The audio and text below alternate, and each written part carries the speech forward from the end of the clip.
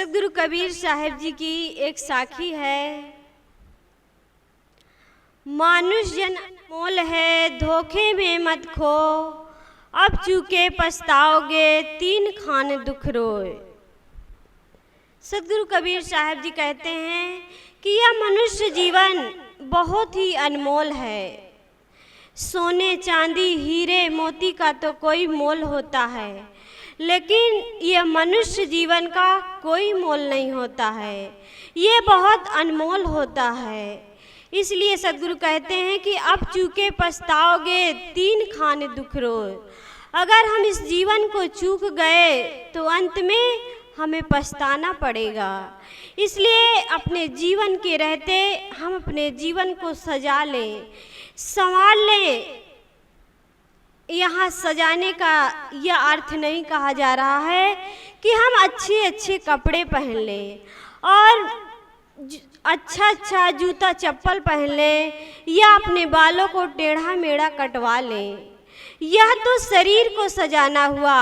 हमें अपने जीवन को सजाना है, अपने मन को सजाना है। जो हमारे अंदर गलत सोच है, गलत विचार है, गलत व्यवहार है, गलत खान पान है, उन सारे दुर्गुणों को हटाकर हमें अपने जीवन में दया, क्षमा, धैर्य, सहनशीलता, इन सारे सद्गुणों से हमें अपने जीवन को सजाना है। क्योंकि आज हम सबको ये सुंदर अवसर मिला हुआ है, इसलिए हम इस अवसर का भरपूर लाभ उठा लें। किसी ने बहुत सुंदर कहा है कि जिंदगी एक अभिलाषा है, प्यार की परिभाषा है। संवर गई तो संवर गई, नहीं तो फिर तमाशा है।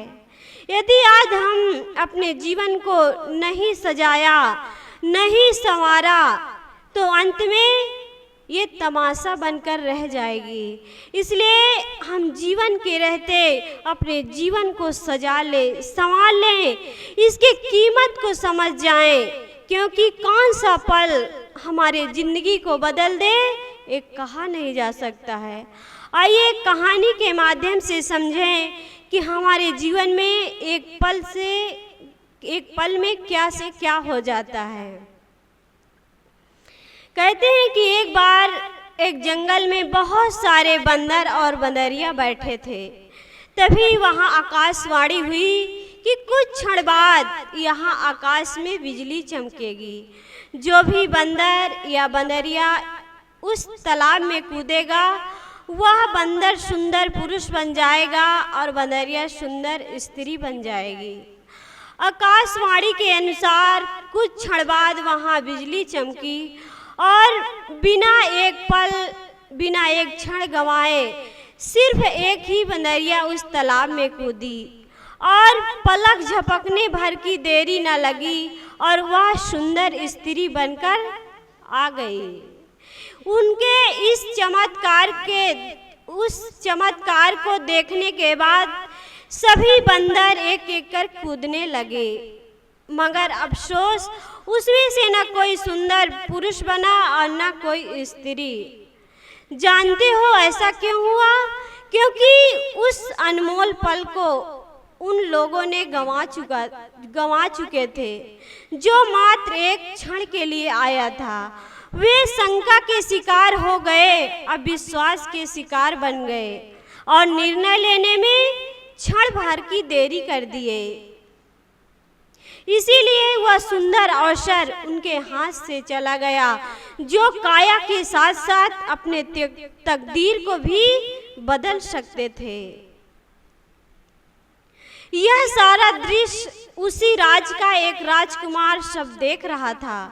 उसे रहा ना गया और वह जाकर उन निराश बंदरों से कहा कि आकाशवाणी तो सभी के लिए हुई थी, फिर तुम लोगों ने सही समय पर तालाब में क्यों नहीं कूदे? निराश बंदरों ने उत्तर दिया कि हमें पता था कि कोई न कोई बंदर तालाब में जरूर कूदेगा। हम देखना चाहते थे कि अगर कोई भी बंदर मनुष्य योनि को प्राप्त होगा तो हम भी तालाब में कूदकर मनुष्य बन जाएंगे। लेकिन हमें यह पता नहीं था कि वह अनमोल क्षण मात्र एक पल के लिए आएगा, इसलिए वह सुंदर अवसर हमारे हाथ से चला गया। वह राजकुमार अब उस बनरिया के पास जाते हैं जो सुंदर स्त्री बन चुकी थी। राजकुमार उस सुंदर स्त्री से कहते हैं कि तुमने किसी का इंतजार क्यों नहीं किया, तुमने सही समय पर क्यों कूद गई। उस सुंदर स्त्री कहती है कि मैं भला किसी का इंतजार क्यों करती। आकाशवाणी में तो साफ साफ कहा गया था कि जो भी बंदर बिना एक पल गंवाए, बिना एक क्षण गंवाए तालाब में कूदेगा वह सुंदर पुरुष बन जाएगा और बंदरिया सुंदर स्त्री बन जाएगी। इसलिए मैंने सोचा यदि सचमुच में चमत्कार हुआ तो मैं मनुष्य योनि को प्राप्त हो जाऊंगी, नहीं तो बंदरिया तो रहूंगी। इस प्रकार सोचकर मैं तालाब में कूद गई और परिणाम आपके सामने है। उसके इस निर्णय से राजकुमार बहुत प्रभावित हुआ, बहुत खुश हुआ, बहुत प्रसन्न हुआ और वह भी बिना एक पल गंवाए, बिना एक क्षण गंवाए उस सुंदर स्त्री से विवाह करने का निर्णय कर लिए। इस प्रकार से वह बंदरिया अब उस राज्य की महारानी बन गई। इसे कहते हैं अवसर से लाभ उठाने की कला। वैसे तो हम सब लोगों के जीवन में कोई ना कोई अवसर जरूर आता है, लेकिन हम उस अवसर को, उस पल को हम ऐसे ही गंवा देते हैं। कोई शराब पीने में अपनी ज़िंदगी को बर्बाद कर देता है, कोई गुटखा पान तंबाकू में अपने जीवन को बर्बाद कर देता है, लेकिन अपने जीवन की कीमत को नहीं समझ पाता है। जब समय हमारे हाथ से चला जाता है तब हम पछताते हैं, कहते हैं कि काश एक मौका हमें और मिला होता तो कितना अच्छा होता। लेकिन सदगुरु कबीर साहब जी कहते हैं कि आप चूके पछताओगे 3 खाने दुख रोए। जब हमारा समय हमारे हाथ से चला जाए तब हमारे वो किसी के काम नहीं है। इसीलिए तो सदगुरु श्री विशाल देव ने कहा है कि समय अमोल न खोइए, चेत करो मन भाए, स्वप्न भांत जग खेल है, जाग देख कछुनाए। सदगुरु विशाल देव कहते हैं कि समय बहुत ही अनमोल है, इसकी कीमत को समझो, क्योंकि हम अपने जीवन से धन कमा सकते हैं, परिवार बसा सकते हैं, मान सम्मान पद प्रतिष्ठा को प्राप्त कर सकते हैं, लेकिन बीते हुए अवसर को हम वापस नहीं ला सकते हैं। इतना ये अनमोल जीवन है, इसलिए हम इस अनमोल जीवन को ऐसे ही न गंवाएं, क्योंकि हम लाखों रुपए, लाखों करोड़ों रुपए देकर भी हम अपने ज़िंदगी को दोबारा नहीं ला सकते हैं।